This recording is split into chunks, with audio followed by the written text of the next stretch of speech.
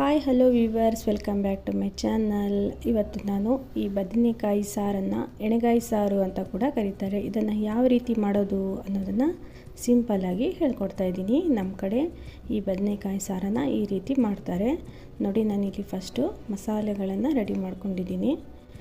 ಬೆಳ್ಳುಳ್ಳಿ, ಈರುಳ್ಳಿ, ಶುಂಠಿ ಸ್ವಲ್ಪ, ಹಾಗೆ ಕೊತ್ತಂಬರಿ, ಹಾಗೆ ಒಣ ಕೊಬ್ಬರಿನ ತೊಗೊಂಡಿದ್ದೀನಿ. ಜೀರಿಗೆ, ಕರಿಮೆಣಸು, ಏಲಕ್ಕಿ, ಲವಂಗ ಹಾಕಿ ಇಲ್ಲಿ ಪೇಸ್ಟ್ನ ರೆಡಿ ಮಾಡ್ಕೊಂಡಿದ್ದೀನಿ. ಸ್ವಲ್ಪ ನೀರು ಹಾಕಿ, ಹಾಗೆ ನಾನು ಇಲ್ಲಿ ಒಂದೆರಡು ಟೊಮಾಟೊ ಕೂಡ ಪೇಸ್ಟಾಗಿ ರೆಡಿ ಮಾಡ್ಕೊತಾ ಇದ್ದೀನಿ. ನಾನಿಲ್ಲಿ ಫಸ್ಟು ಈ ಕೊಬ್ಬರಿ ಮಸಾಲೆನ ಒಂದು ಪ್ಲೇಟಿಗೆ ಹಾಕ್ಕೊತಾ ಇದ್ದೀನಿ. ಹಾಗೆ ಅದೇ ಜಾರಿಗೆ ಟೊಮೆಟೊ ಇತ್ತಲ್ಲ, ಅದನ್ನು ಪೇಸ್ಟ್ ಮಾಡ್ಕೊಂಡು ಇಟ್ಕೊತೀನಿ.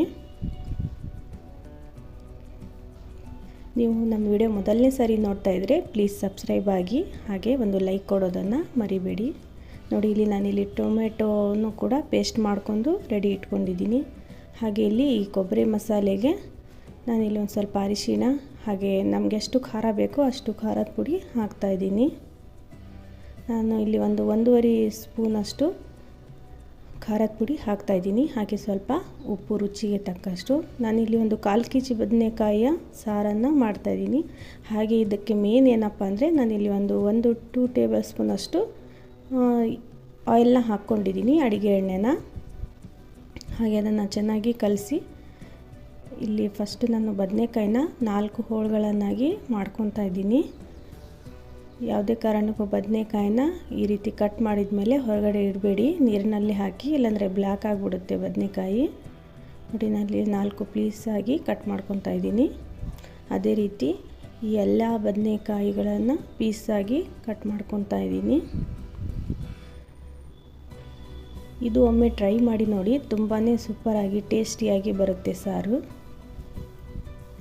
ಹಾಗೆ ವಿಡಿಯೋಗೆ ಒಂದು ಲೈಕ್ ಕೊಡೋದನ್ನು ಮರಿಬೇಡಿ. ನೀವು ನಮ್ಮ ಚಾನಲ್ಗೆ ಮೊದಲನೇ ಸಾರಿ ಭೇಟಿಯಾಗಿದ್ದರೆ ಸಬ್ಸ್ಕ್ರೈಬ್ ಆಗೋದನ್ನು ಮರಿಬೇಡಿ, ಸಪೋರ್ಟ್ ಮಾಡಿ. ನೋಡಿ, ನಾನು ಅದೇ ರೀತಿ ಈ ಎಲ್ಲ ಬದನೆಕಾಯಿನ 4 ಹೋಳುಗಳನ್ನಾಗಿ ಮಾಡ್ಕೊಂಡಿದ್ದೀನಿ.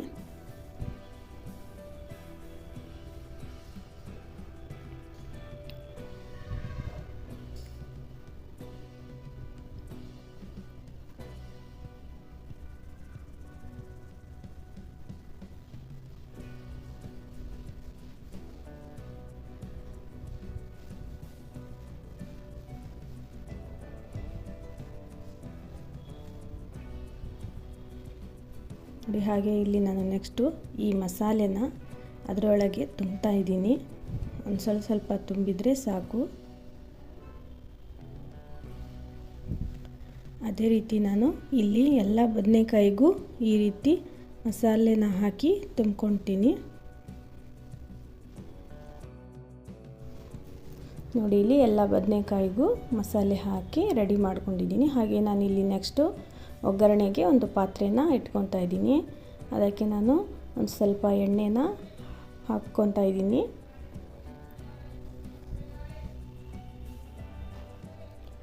ಹಾಗೆ ಎಣ್ಣೆ ಸ್ವಲ್ಪ ಬಿಸಿ ಆದಮೇಲೆ ಒಂದು ಸ್ವಲ್ಪ ಕಟ್ ಮಾಡಿರೋ ಈರುಳ್ಳಿನ ಹಾಕ್ತಾ ಇದ್ದೀನಿ.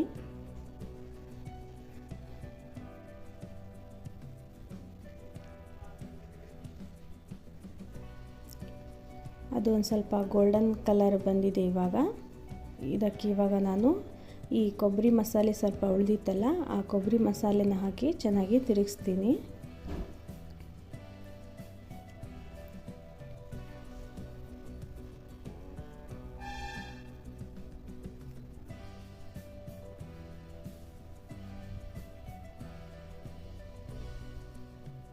ನಾನು ಮಾಡೋ ಒಂದೊಂದು ಸ್ಟೆಪ್ನ ಫಾಲೋ ಮಾಡಿದರೆ ತುಂಬಾ ಚೆನ್ನಾಗಿ ರುಚಿಯಾಗಿ ಬರುತ್ತೆ ಸಾರು. ಯಾವುದೇ ಕಾರಣಕ್ಕೂ ವಿಡಿಯೋನ ಸ್ಕಿಪ್ ಮಾಡಬೇಡಿ. ನೋಡಿ, ಚೆನ್ನಾಗಿ ಈ ಎಣ್ಣೆಯಲ್ಲಿ ಕರಿಬೇಕು ಈ ಮಸಾಲೆನ, ತುಂಬಾ ಟೇಸ್ಟಾಗಿ ಬರುತ್ತೆ.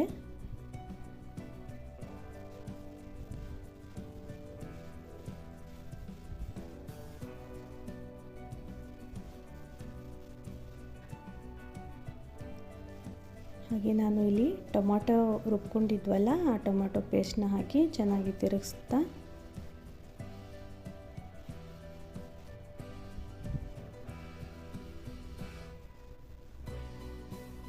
ಹಾಗೆ ಹಾಗೆ ನಾನಿಲ್ಲಿ ಬದನೆಕಾಯಿ ಕೂಡ ಹಾಕ್ತಾಯಿದ್ದೀನಿ. ಹಾಕಿ ಚೆನ್ನಾಗಿ ತಿರುಗಿಸಿ. ನಾವು ಆಲ್ರೆಡಿ ಉಪ್ಪು ಹಾಕಿದ್ದೀವಿ, ಅದಕ್ಕೆ ನಾನಿಲ್ಲಿ ಉಪ್ಪು ಹಾಕ್ತಾ ಇಲ್ಲ.